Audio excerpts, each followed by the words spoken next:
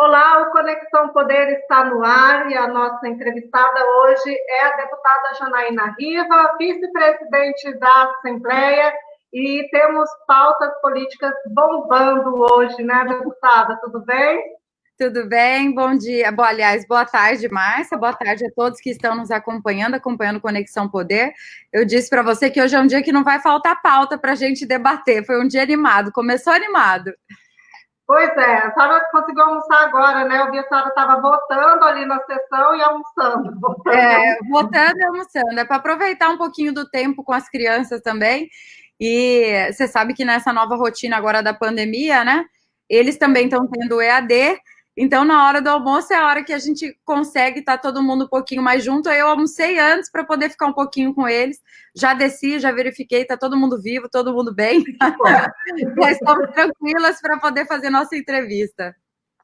Deputada, e assim, as mudanças aí políticas, as votações de hoje já alteraram aqui o início da nossa pauta também, né? Porque eu acho que a gente tem que começar falando, comentando sobre a derrubada do veto do governo, que os deputados acabaram de derrubar o veto, e para poder ter o auxílio, um auxílio emergencial, digamos assim, aos professores interinos, é isso? Isso, na verdade, até, Márcia, como foi dito pelo Botelho, nós falávamos agora há pouco em off, né, da fala que ele fez na tribuna, foi mais um desabafo até, eu acredito, do que uma fala em si, porque nós tentamos desde o início, tanto eu quanto ele, como outros deputados também da base do governo, fazer uma construção com o governo para que houvesse um respaldo aos professores interinos que ficaram desamparados por conta da pandemia. A gente sugeriu cesta básica, voucher, fizemos propostas e todo momento o governo garantindo que viria uma proposta da educação, da SEDUC, junto com a Procuradoria. Então, nós esperamos o tempo que deu para tentar construir com o governo uma ponte aí para auxiliar os interinos, e isso não aconteceu por parte do governo. Nós esperamos mais de 40 dias e não veio nenhuma proposta. Então, chegou ao extremo de hoje a própria base do governo fazer o encaminhamento para a derrubada do veto, justamente pelo governo não ter apresentado uma outra alternativa, e a gente não queria deixar esses professores interinos sem respaldo. Eu, depois da votação, recebi um vídeo de uma professora, um áudio, até encaminhei na hora para o Botelho, ela, assim, emocionada, chorando, e a filhinha do lado dava para ouvir a voz, não chora mãe, não chora mãe, tamanho desespero, porque estava sem ter nenhuma expectativa. E aí alguns disseram, mas por que não procura outro emprego? Porque nenhuma escola está tendo aula, a gente sabe disso, então não tem como procurar outro emprego. E é uma professora, esse caso específico que eu estou te falando, ela está há 13 anos já, enquanto interina. Então, para ela, é como se fosse uma estabilidade, é como se ela fosse uma servidora efetiva do Estado. Então, imagina só o quanto ela contava com isso. E hoje eu disse para o Botelho, nós vamos dormir de consciência tranquila, porque o mínimo para subsistência, né, porque não é um valor exacerbado, você viu lá, ficou um valor de acho que R$ 1.800, se eu não me engano. Então, assim, é um valor dentro do que era previsto já para se gastar na educação. A gente entende que não esteja havendo aula, mas que é um momento para a nossa sensibilidade falar mais alto, né? Inclusive, do que essa questão constitucional que o governo pontuava. Nem o Ministério Público, e eu tenho certeza disso, nem o Judiciário vai se opor a um projeto que visa dar um mínimo de dignidade a esses professores interinos. Então, foi mais por isso que houve essa movimentação, a base acabou votando contra o governo, porque a gente esperou do governo, poxa, você espera uma semana, 2 semanas, 3 semanas, 4 semanas, a gente viu que não viria mais nada, então não teve outra alternativa, foi a alternativa que restou, foi realmente derrubar o veto do governo. Então, deputada, agora sim, né? A gente viu que foi retirada de pauta da votação a questão da reforma da Previdência, que é a aposentadoria dos servidores, né? Vocês vão fazer, os deputados colocaram que precisam de várias alterações, né? Não concordam do jeito que está, o Botelho mesmo disse que do jeito que estava não passaria. E aí ele foi retirado de pauta agora, retorna esse projeto para a pauta na quarta-feira, vão ser apresentadas alterações nesse projeto.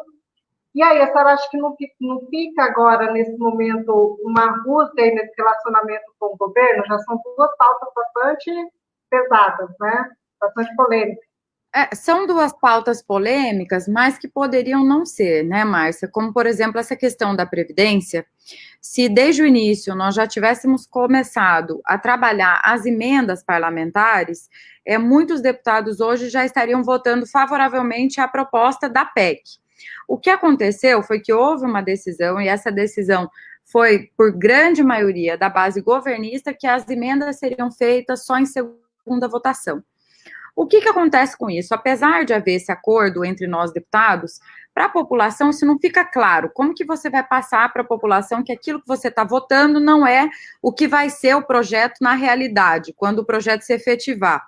Então, por exemplo, eu disse até para o próprio Botelho, para mim, que sou da base, mas tem essa bandeira do funcionalismo público, não haveria problema fazer uma votação se fosse dentro, pelo menos, de termos medianos. Do jeito que está a nossa Previdência, para mim votar fica extremamente inviável, até porque as mais penalizadas na nova regra, nas novas exigências, vamos dizer assim, para a aposentadoria, são as mulheres. Então, olha só que complicador. Eu sou a única mulher da casa, um aumento de 7 anos na contribuição das mulheres e uma idade mínima, um prazo mínimo de contribuição de 40 anos. Então, eu tirando por mim, nessa nova regra, por exemplo, eu me aposentaria com 65 anos.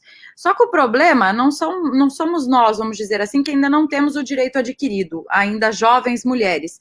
Acho que o problema maior estão naquelas que já têm a expectativa, que tinham a expectativa de se aposentar ou com 55 anos ou com os 35 anos de contribuição, desculpe, os 30 anos de contribuição mínimos que eram para as mulheres, e agora isso crescer para 40 anos de contribuição e 62 anos de idade mínima.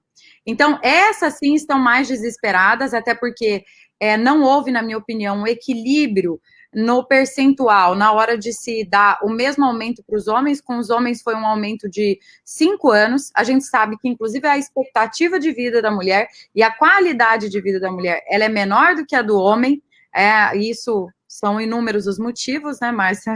Não só as gestações, mas os terceiros e quartos turnos, mas tudo isso mais, que as mulheres acabam vivendo menos. Então, para mim, é muito complicado votar desse jeito. Nós poderíamos ter negociado isso de uma forma democrática, ter reduzido esse impacto, por exemplo, para as mulheres, dentre outras questões, como a pensão pós-morte, e outras situações que nós já temos pontuado com o Botelho, já avançou na discussão, mas não está efetivamente no projeto. Então, isso é difícil, porque como que você vai votar e vai falar, olha, gente, eu estou votando assim, mas não é assim que vai ficar. Você sabe que isso não chega lá na ponta, são muitos servidores.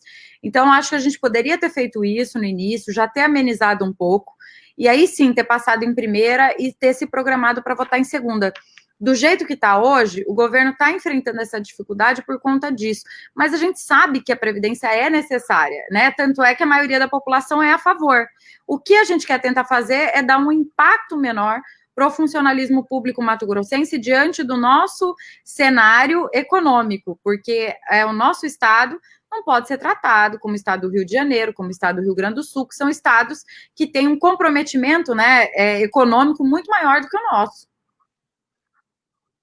Sim, a nossa arrecadação mesmo aqui não foi tão afetada quanto a arrecadação de outros estados mesmo com a pandemia, né? Para você ter uma ideia, a gente... Deputada, como é que deve ficar? Meta, o Estado vai fechar, eu aposto nisso, falei isso esses dias para os colegas, que a gente vai fechar sem ter queda na receita corrente líquida do Estado. Vamos ser um dos únicos do Brasil, até porque eu acredito que na hora de elaborar o orçamento, o Estado fez de forma até, vamos dizer assim, para ter segurança naquilo que poderia ser aplicado, fez um orçamento enxuto. Então, eu acho que nós vamos arrecadar dentro da expectativa da nossa lei orçamentária anual. Nós não vamos ter déficit, se Deus quiser, no fechamento do nosso orçamento nesse ano. E, deputada, pelo entendimento aí dos deputados, como é que deve ficar? Quais devem ser as mudanças aí, as alterações colocadas aí nessa reforma? Como que deve ficar? O que deve mudar? Então, eu acredito que vai mudar o pedágio, né? Ele deve ser alterado para se fazer a transição. Eu acredito que vai mudar a pensão pós-morte, que também acho que tem condições de ser modificado. Essa questão da idade é onde a gente está encontrando maior dificuldade de se mexer, né, nessa idade e tempo de contribuição. Mas, por exemplo, nós vamos conseguir abarcar os deficientes, portadores de necessidades especiais, que também foram, vamos dizer assim, deixados de lado no projeto original.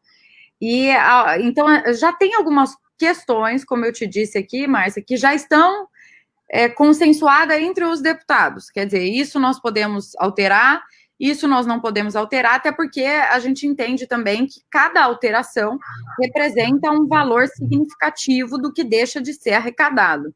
E a gente não quer deixar o Estado numa situação difícil futura.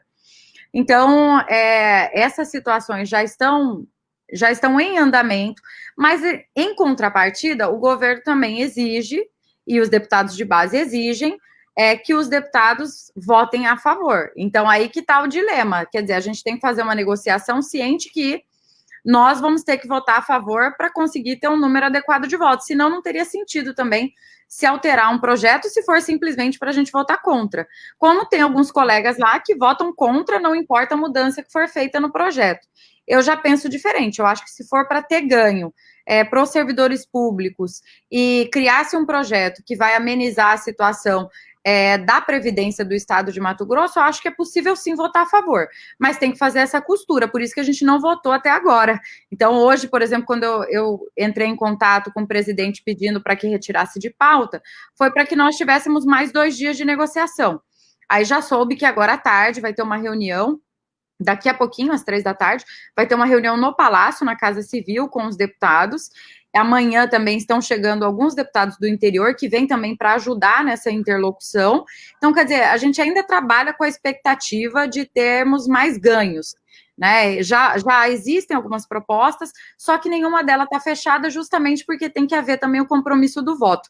Então, antes do governo fazer a proposta também, com certeza eles vão ouvir os deputados, porque se houver esse interesse, vamos dizer assim, da gente fazer um consenso dentro da casa, mesmo que existam esses que não votam de forma alguma, eu acho que é possível de ser feito sim. Então a gente vai trabalhar para isso. E para que não seja segmentado, porque eu tenho essa preocupação, por exemplo, a gente não pode votar aqui agora um projeto e negociar exclusivamente com uma categoria de servidores para conquistar 1 ou 2 votos e deixar o restante todo numa forma muito desigual. Eu acho que é muito melhor a gente avançar de forma igualitária, né, com as categorias, do que privilegiar algumas. Então, a senhora está pegando esse gancho aí sobre deputados que não votam de forma alguma, não seria um entendimento, na sua avaliação, aí, não seria um entendimento muito, digamos, político, não seria uma ação muito política ficar levando dessa forma, de não votar de forma alguma? Eu considero sim que é muito político, porque mesmo na gestão do ex-governador Pedro Táxi, sempre eu e Valdir Barranco, assim como Allan Kardec, que fazia parte também, nós fazíamos costuras, né, pelas emendas parlamentares, e inclusive, às vezes, ajudávamos a votar, porque o nosso interesse realmente é ter algum ganho, e eu não vejo como, se você radicaliza numa posição, você conseguir ter algum ganho para os servidores públicos do Estado.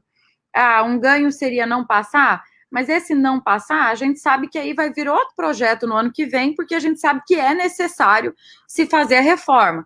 E isso vai ficar sempre rondando ali a nossa atuação parlamentar, porque uma hora ou outra nós vamos ter que fazer, senão não vai ter dinheiro para pagar também, e começa a virar um problema ainda maior, atrasar salário e por aí vai. A maioria dos servidores tem esse entendimento também. Por isso que eu acho que realmente uma posição de radicalismo, de não aceito sem, mesmo que haja qualquer modificação, eu acho muito ruim para o parlamento. Então, eu sempre trabalhei assim e acho que dá para você ter ganho sem você radicalizar numa posição, como é esse caso, por exemplo, e como já foi no passado, nós já conseguimos RGA parcelado com o ex-governador Pedro Táxi, a gente já conseguiu colocar e fazer emendas, por exemplo, nessa questão dos professores agora com o Mauro, no retomada da greve dos professores da educação.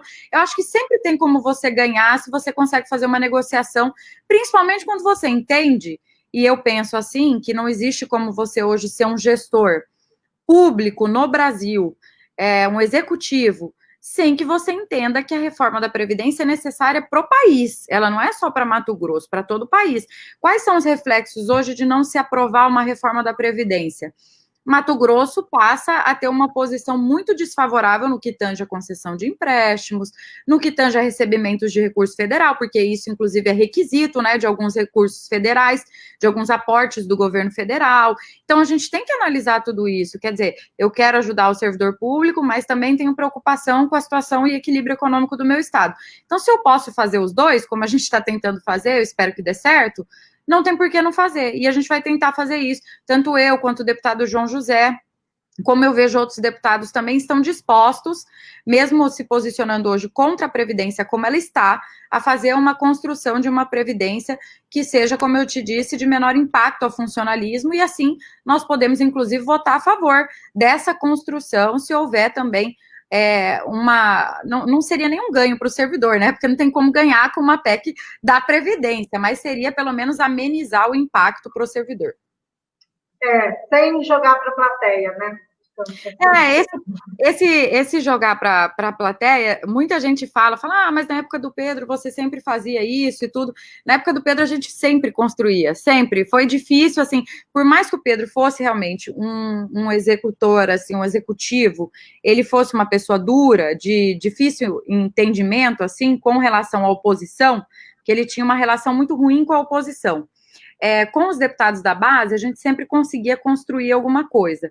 Em alguns momentos, inclusive, a gente combinava que ia votar contra, mas a gente conseguiu uma emenda para não pedir uma vista, sabe? Você usa esses artifícios que as pessoas às vezes falam assim, isso é manobra e tudo. Isso tudo tem no nosso regimento, porque ele faz parte desse jogo político, né? Se você pode, por exemplo, abrir mão de uma vista para, em decorrência disso, você conseguir uma melhoria no impacto, e eu não vejo porquê e qual é a maldade de se fazer isso. Então, a gente fazia muito isso no governo, porque o Valdir também tem muito esse perfil, que fazia parte da oposição comigo, e o Allan Kardec também. Hoje o Allan, inclusive, ele estava lá na Assembleia de manhã, que eu liguei cedo e ele estava lá, e ele falou para mim, estou tentando aqui fazer um acordo, vamos tentar avançar nessa questão da idade, porque é realmente do nosso perfil. Eu acho que a gente não faz tanto esse jogo do tudo ou nada, porque o nada, ele é muito impactante na vida aí de milhares de pessoas que nesse momento não estão aqui para se pronunciarem. Então, vamos supor, nessa questão da pensão pós-morte, hoje está 80%. Se a gente conseguir uma construção para chegar a 90% da integralidade da aposentadoria, já é um ganho de 10%. Então, eu não posso só pensar naquele servidor que fica me falando, vota contra, vota contra, vota contra. Eu tenho que pensar no servidor que, se ele for pedir a sua pensão pós-morte, depois a família for pedir, usufruir, como que a família, por exemplo, prefere 80% ou 90%? 90% é significativo, os 10%, né? Então, é isso que a gente pensa, por isso que a gente tenta construir aí, mesmo que alguns radicalizem, né? Deputada, eu quero entrar no assunto da senhora, que eu ia até iniciar aqui essa live, essa entrevista por esse assunto, mas as pautas foram mais urgentes, as pautas de hoje, né? A senhora foi reconduzida agora recentemente ao cargo de vice-presidente, novamente, aí da Assembleia Legislativa, o que é um fato histórico, né, para a política de Mato Grosso. Mas antes de ser batido esse martelo aí na eleição da mesa diretora, a senhora estava buscando, o cargo que a senhora buscava era de primeira secretária, né? O que mudou no meio desse caminho? A senhora não teve dificuldade de articulação por estar em isolamento, ou a senhora achou melhor realmente não entrar agora na primeira secretaria? Como foi esse entendimento e como que está esse relacionamento com os colegas? Na verdade, é claro que eu gostaria muito de ter sido primeira secretária, até porque é um cargo que nenhuma mulher havia passado até então. Então, eu pensava que, para mim, politicamente, seria um ganho maior eu sair, até porque hoje nós temos na Assembleia, vamos dizer assim, os 3 cargos mais importantes. Primeiro é o presidente, segundo o secretário, e terceiro é o primeiro vice, que é a posição que hoje eu ocupo e fui reeleita agora para ocupar nos próximos 2 anos. Mas eu queria ser secretária pela experiência de passar ali, que é um cargo de gestão, mas tinha também essa preocupação, porque eu sempre disse isso, cheguei a conversar com o Botelho sobre isso, se eu pudesse escolher, óbvio que eu queria ser presidente da Assembleia. A secretaria era porque eu vi que eu não conseguiria ser presidente, e eu já disse várias vezes sobre isso, essa possibilidade de reeleição, eu acho ela muito ruim, porque é muito difícil você tirar alguém que está num cargo de tanto poder quanto a presidência e também a secretaria. Porque são ali, nos dois cargos, tanto presidente e secretário, é onde você define espaços na Assembleia, você consegue construir apoio dos deputados, você cria uma base, vamos dizer assim, de apoio muito sólida.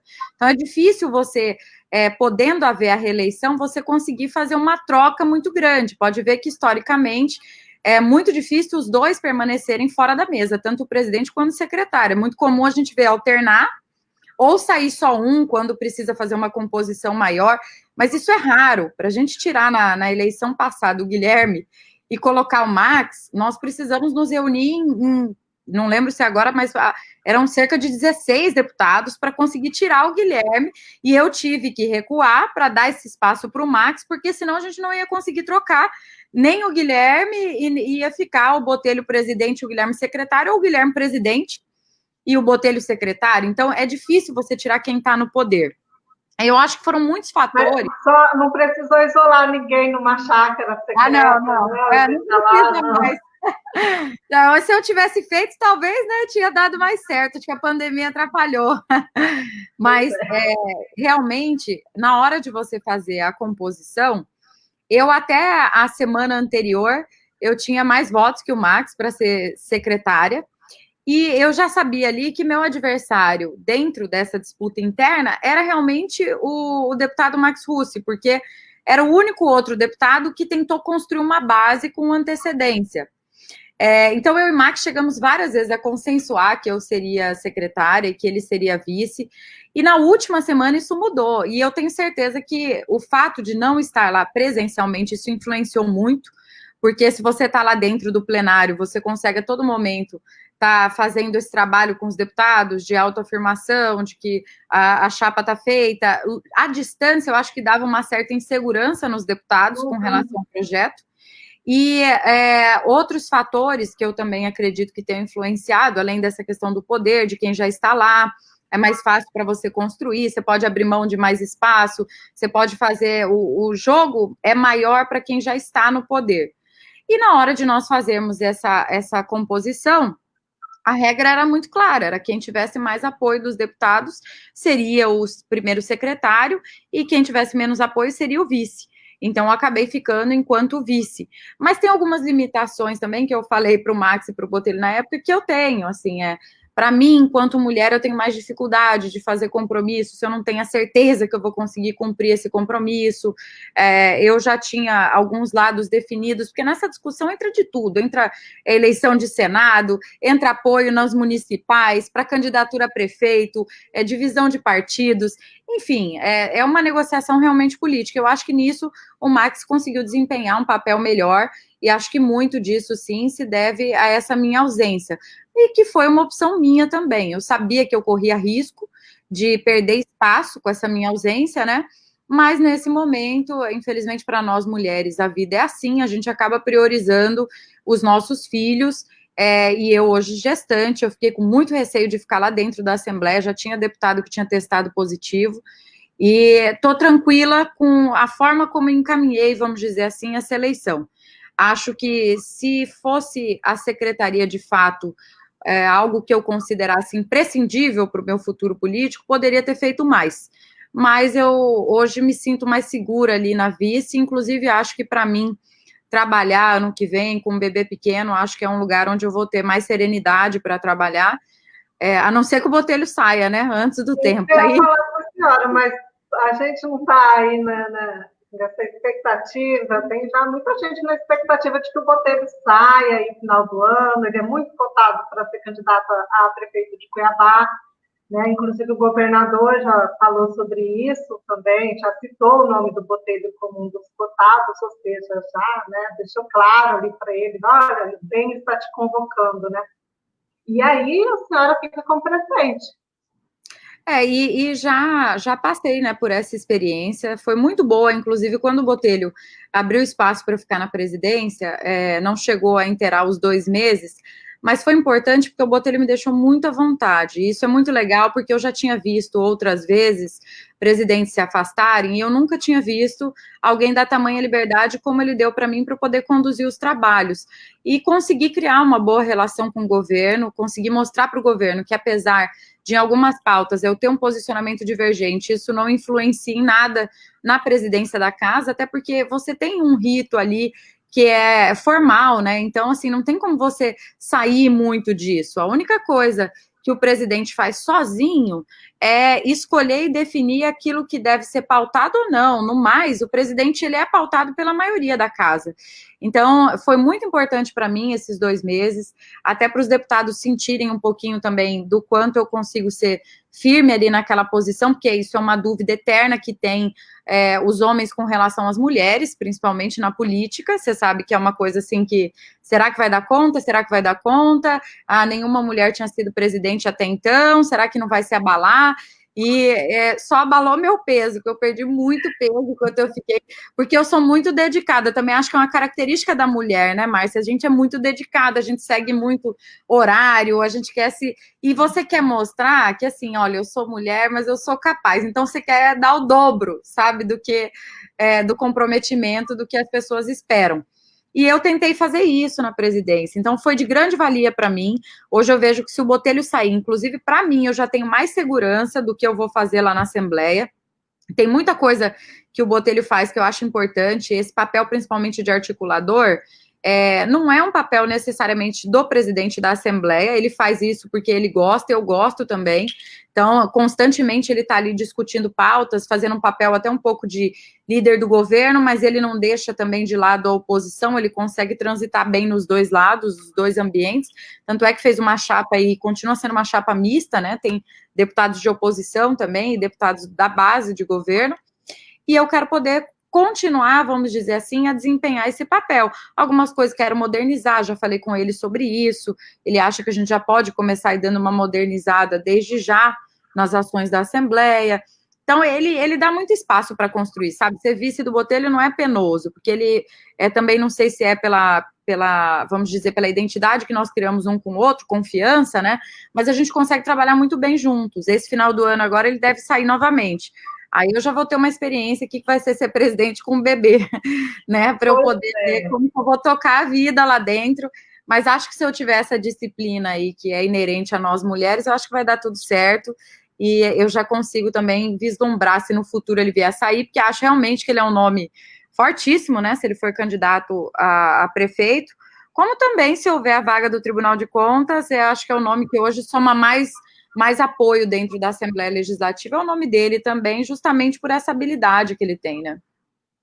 Então a senhora a qualquer momento pode ser aí requisitada como presidente, né? Eu falei para ele que ele está muito mal acostumado comigo, porque ele, no fundo, acho que ele torceu para eu continuar de vice, que a todo momento, quando ele não pode alguma coisa, você pode ir lá, e eu gosto, ele sabe disso, então ele acaba abusando um pouquinho, e eu deixo ele abusar, que eu gosto de participar, então eu participo dessas discussões nacionais, né, da Unali, constantemente eu estou lá, os deputados já sabem que eu sou a vice, mas toda vez é eu que estou lá, porque a sintonia realmente ali é grande entre eu e Botelho. Mas, no seu entendimento, seria mais, digamos assim, saudável ficar sem reeleição para a mesa diretora? Sim, e já falei com ele sobre isso, sabe? Porque eu ouço as outras assembleias, por exemplo, Márcia, eu vou te citar um exemplo aqui. Algumas assembleias, elas já entram depois do período eleitoral, os deputados tomam posse, já tem uma definição, algumas delas são eleição de ano em ano, e já tem uma definição, por exemplo, que as maiores bancadas elegem os presidentes. Então, vamos supor, tem 3 bancadas de 3 deputados. Essas 4 bancadas de 3, uma outra de 2, entre as bancadas maiores já se define quem é o presidente, e as bancadas indicam ano a ano, durante 4 anos. Isso eu acho importante, acho que no futuro vai ter que ser assim, para a gente ser mais transparente, para você também dar a oportunidade de outros deputados passarem pela mesa diretora. O que acontece hoje em dia é que no mandato de 4 anos, como acabou acontecendo agora com a gente de novo, você manter o mesmo presidente, o mesmo secretário, ou os dois inverterem.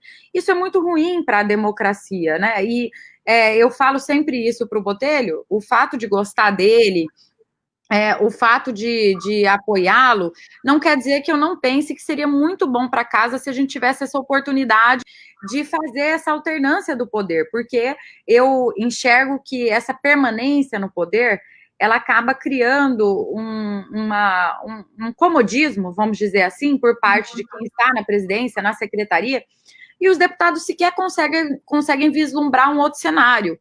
Então, eu acho que seria muito mais importante se a gente tivesse essa alternância com regras mais claras, que não dessem a oportunidade de nós revivermos os erros do passado, vamos dizer assim, que fosse por bancadas maiores. Algumas assembleias de cara já é o deputado mais votado, só que eu acho que isso não pode ser o nosso critério, mesmo eu tendo sido a mais votada na última eleição, porque os deputados também precisam participar, né, dessa decisão, e muitas vezes o mais votado não quer dizer que seja o maior líder, né? Não seja a pessoa mais preparado, né? Exatamente, que tenha mais preparado, ou tenha mais habilidade. E isso a gente só consegue vislumbrar com o tempo, Márcia. Nesses últimos quase 2 anos, eu falei muito isso para os deputados. A gente teve 1 ano e meio de mandato, não chegou nem a 1 ano e meio ainda. Todo mundo já sabe hoje quem são aqueles que têm um perfil de liderança, que tem maior contato com os deputados. Então, só convivência, né, que dá isso para a gente. Só a convivência. Então, eu acho, sim, que a reeleição numa mesa diretora é muito ruim. Eu acho que deveria poder mudar, e toda vez que falem mudar, é uma luta, porque quem está na presidência nunca quer que mude, sabe? Então, por isso, eu até acho que deveria se fazer, e é um legado que eu quero deixar. Se um dia eu vir a assumir a presidência definitivamente, eu quero ser a presidente que aprovou a não reeleição de mandato, para as pessoas entenderem que isso é política de futuro. Você não pensar exclusivamente em você, mas você pensar no futuro que você espera. Quando eu sair da Assembleia, eu quero ter uma Assembleia que a presidência seja mais democrática, mais transparente. Para isso, precisa alternância.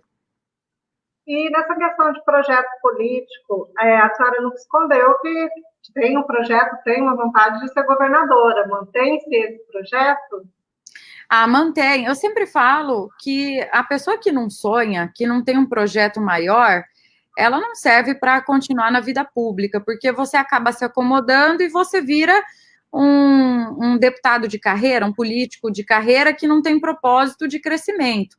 Assim como qualquer outro trabalho, assim como todo mundo que inicia, vamos dizer, em qualquer que seja o meio, né? Eu tenho certeza que você também, enquanto jornalista, tem outras pretensões futuras maiores, né? Seja de ir para uma rede maior, seja talvez de ser dona de um próprio site. Para o político não pode ser diferente. A gente tem que ter uma expectativa de futuro, de crescimento. Eu não penso em ficar só lá na Assembleia. Aliás, muitas vezes eu falo, meu Deus, já vão 8 anos de mandato, eu não posso estagnar, sabe? Porque eu fico pensando comigo, nessa última eleição, por exemplo, se tivesse uma idade para disputar um cargo de vice ou algo assim, eu já queria ter crescido politicamente. Então, eu não gosto de me acomodar, e eu vejo que não sonhar é se acomodar. Então, eu tenho que sonhar com um cargo maior. Eu sempre pensei na possibilidade de construir uma candidatura a governo, mas eu sei que isso não depende só de mim, né? Então, eu tento bastante, até por isso, eu acredito que tive ali na eleição da mesa um apoio aí de 9 deputados, porque eu tento a todo momento construir, através dos deputados, essa liderança, já pensando no futuro, que eu posso ser uma governadora, uma senadora, apoiado por eles. Então, eu quero fazer esse trabalho de fortalecimento político para crescer na carreira pública. E quero também, naquele dia, quando eu ver que eu estou estagnada, eu quero poder parar. Eu não quero ser aquela que não soube a hora de parar. E nem esperar estar desgastada para parar, vamos dizer assim, por baixo. Acho que tem aí os jogadores de futebol, é muito melhor você sair quando você ainda está numa fase boa da sua carreira, do que você deixar para sair, até às vezes nem por sua opção, mas por opção das urnas. Então, enquanto eu estiver nesse crescimento da minha carreira, e agora muita gente tem me perguntado, mas você mudou bastante a sua postura. É porque eu quero ter uma postura agora, que é uma postura que me prepara para o executivo. Eu não posso ter uma postura tão radical se eu pretendo um dia ser governadora, tão intransigente. Então, eu quero poder ter esse amadurecimento na carreira ali, ouvir mais, dar a minha contribuição, tento não ofender mais tanto as pessoas nas brigas, ser menos impulsiva, sabe? porque eu vejo que para a construção dessa candidatura a executivo, isso é extremamente necessário, né? Eu não posso chegar lá numa posição que eu venha a prejudicar qualquer que seja a gestão. Eu tenho que ter uma postura diferente. Então, eu tenho tentado amadurecer nesse sentido, mas com o objetivo de um dia ser uma governadora. Não sei quando, né? Agora eu já tenho idade para concorrer, mas é claro que eu preciso analisar o cenário e os apoios para desenhar qualquer que seja a candidatura futura, né? Sim, por falar em eleição, a gente está em ano eleitoral, né? A gente tem visto aí que muita briga política, não só em Mato Grosso, em todo o território nacional, aí porque não foram adiadas as eleições, o pessoal já está com campanha aí na rua. E, na sua opinião, deputada, tem como fazer essa campanha, essa eleição esse ano, sem gerar um risco maior ainda? Porque como é que faz campanha pela internet? Como é que vota sem aglomeração? Porque tem político colocando que tem como. Eu também, eu lamento isso, porque eu acho que nós não podemos perder a essência, né, de uma campanha política, que é a presença do candidato, do político na base. E eu fico preocupada com as pessoas que pensam assim, porque a internet nem sempre ela reflete a realidade, né? Esse contato, esse tete-a-tete, ele humaniza muito o político e é a oportunidade que as pessoas têm de exigir, de cobrar, e você sai um pouquinho dos personagens que muitas vezes são criados pelas redes sociais. Eu não entendo como tem alguém que vota exclusivamente pelo que a pessoa diz ou pelo que ela posta nas redes sociais, porque eu acho que tem que ser um conjunto. As redes sociais chegaram para somar, mas isso não inibe de que o político tem que ir para a Câmara de Vereador, tem que ir no município, tem que participar da reunião, tem que colocar a posição dele. Então, eu acho muito ruim que o TSE tenha essa visão de que é possível se fazer uma campanha sem a presença do candidato, sem a presença física do político. Então, eu não vejo como se realizar uma eleição ainda esse ano com tanta segurança.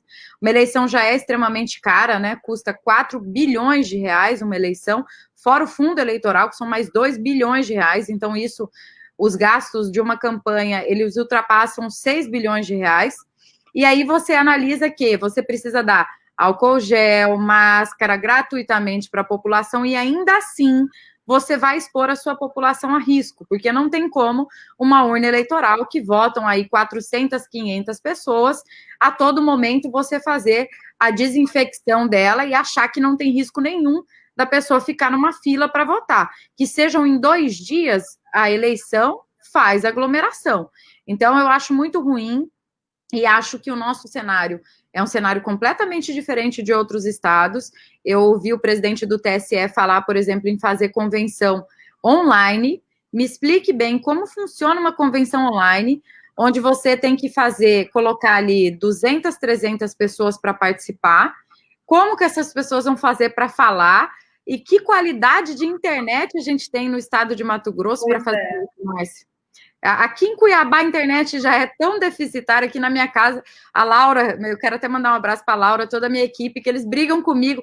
Internet sua é horrível e tal. Gente, mas eu tento de tudo aqui em casa, não funciona. São várias operadoras e ainda assim a gente não dá certo. Então, eu não vejo como ter eleição sem contato do político com a população.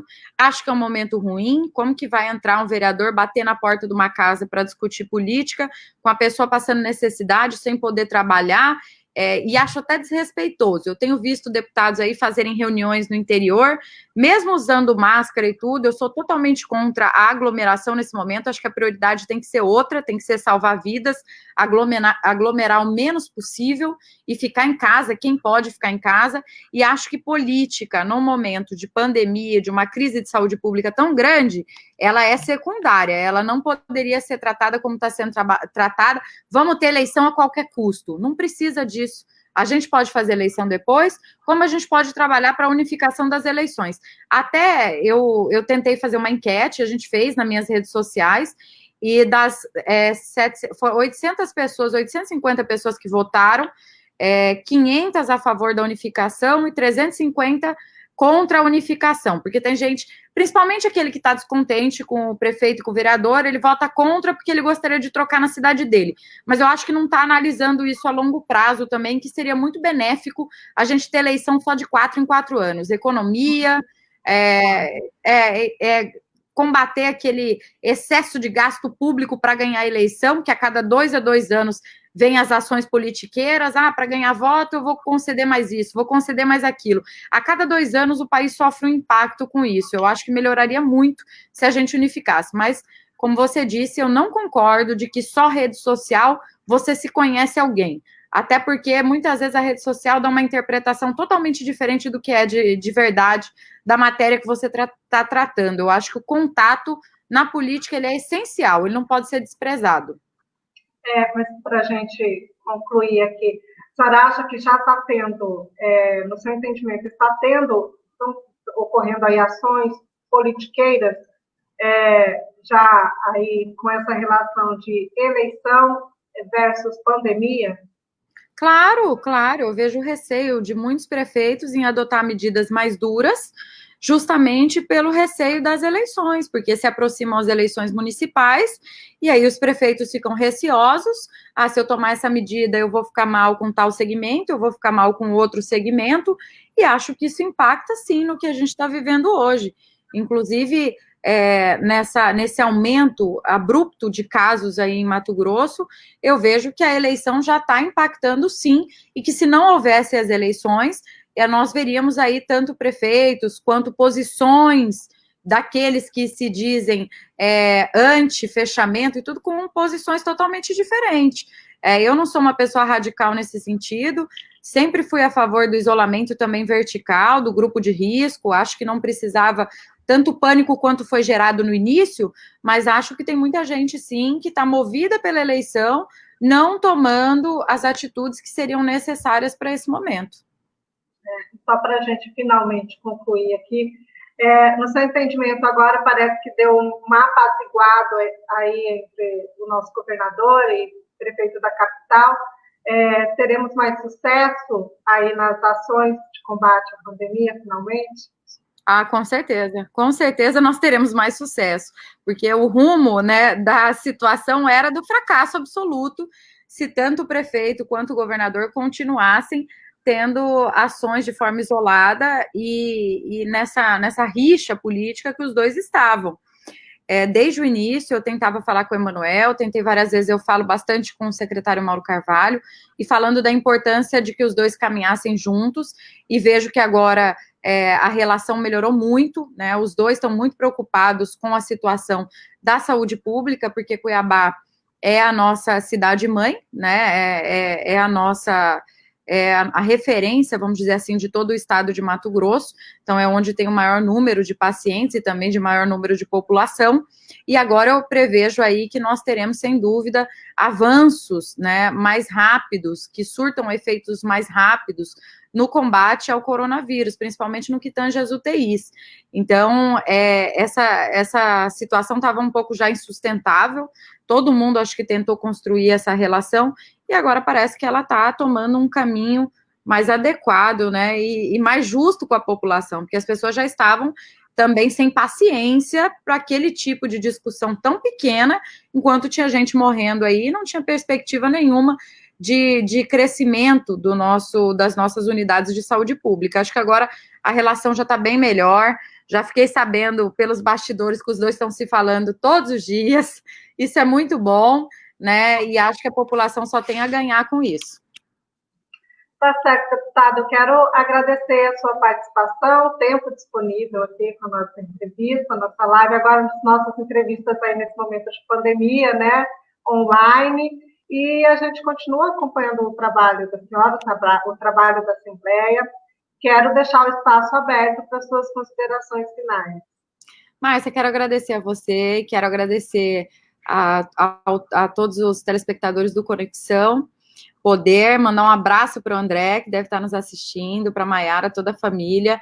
e dizer a você que é muito importante que a gente mantenha esse contato. Eu acho que, como a gente dizia agora há pouco, essa modernização tecnológica, ela vem para ficar, sabe? Ela facilita muito a nossa vida, que eu estou aqui da minha casa, você está aí dentro do estúdio, poderia também estar na sua casa, e a gente está fazendo essa entrevista, mas ela não pode suprimir a necessidade que a gente tem de também estar junto, de ter uma relação mais afetiva. As pessoas devem estar sentindo muita falta disso. Você vê a depressão, é o mal do século, e a gente tem que fazer de tudo para manter a mente sã. Nesse momento, a gente manter a nossa estabilidade. Hoje eu fiquei muito feliz com a votação da derrubada do veto dos projetos dos interinos, recebi tanta mensagem de pessoas chorando, assim, que estavam passando necessidade, a gente está dando uma luz para eles no final do túnel, a gente não pode perder as esperanças que as coisas vão melhorar. Mato Grosso já melhorou muito, tá? Em termos de infraestrutura, em termos de saúde, de educação pública, segurança, e acho que o governo está indo no caminho certo, e a gente tem tentado na Assembleia contribuir o máximo possível. Então, estamos sempre à disposição de vocês. Deixo um abraço aí carinhoso a você, a toda a equipe e a todos que estão nos assistindo. Tá certo, obrigada, deputada. Estou sozinha aqui na redação, no estúdio do Repórter MP, toda a equipe está em home office, sobrou eu aqui e Maiara para ver se eu estou fazendo tudo certo. Maiara para cuidar. Obrigada e aí um bom parque para a senhora, bom trabalho na Assembleia. Obrigada, um abração para vocês. Tchau, tchau. Até mais, tchau.